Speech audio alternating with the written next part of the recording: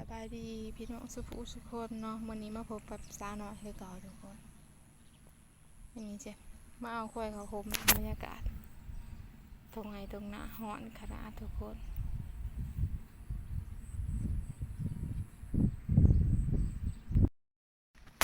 บรรยากาศบ้านเขาก็จะประมาณนี้แล้วเนาะ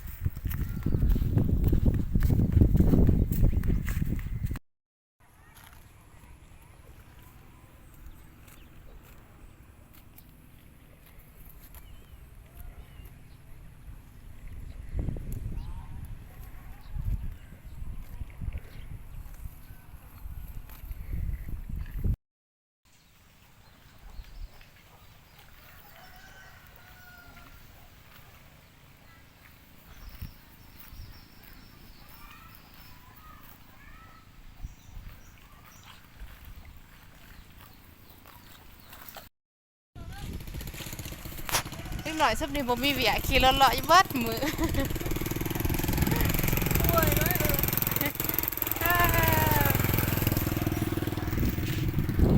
ควายเขาโฮมเบียงอ่ะ